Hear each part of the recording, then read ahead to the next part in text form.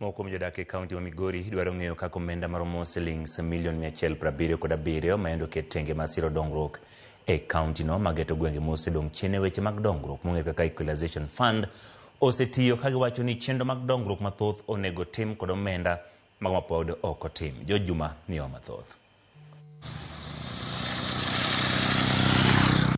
Komenda mag 2023-2024 wuod mar mabire kaunti Migori ma osedong' chien e weche mag dongruok ne oketnegi omenda tenge, omenda mong'ere kaka Equalization Fund mar milion 177.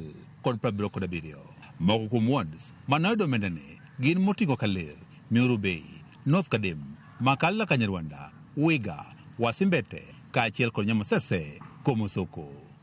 Chenro mag dongruok ma oting'o mano mar kunyo pige, gero ute thieth, tudo sitima kod mamoko mano 42 onego tim kod omenda ne.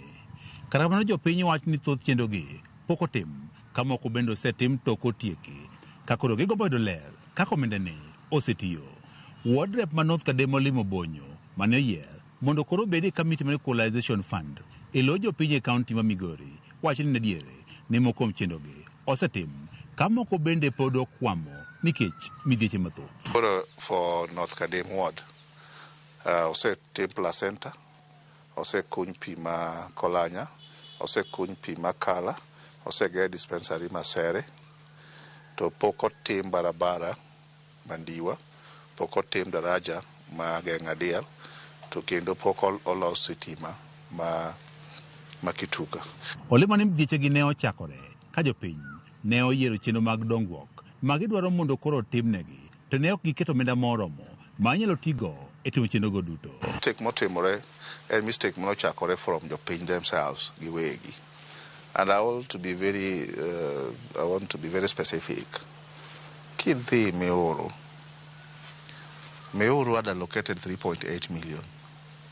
Ni mondo oger go hospital moro paro ni luongo ni Nyakumo, something like that. Okenya gero maternity wing gi 3.8 million. Lipot yang ni chenrogo mag dongruok mane dhi muonyo omenda malo milion 5 ema thoth gi pok otim nikech midhiero makoni kod kocha. Exma were below 1.5 million. No team tendering the national side. And most of them, in fact, I would say all of them have been done. Katamana P Manoketi below 5 billion. Also, Kon Kendo GTO Gipigo. To ma above 5 million. Because of that confusion, no terigi ne county government of Migori. Ni mondo ne team call the procurement process. Ndara no pokoger. Daraja no bende pokoger. But pima Kolanya to sekun, gi pima Kala bosekun. Even though negi mbende above 5 million. Togi dispensary Masere bende was above 5 million and bende osegere.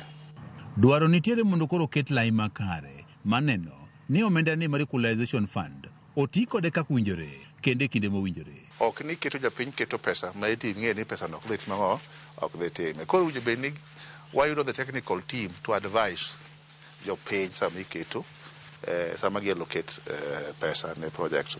George Juma, Ramogi TV, Migori.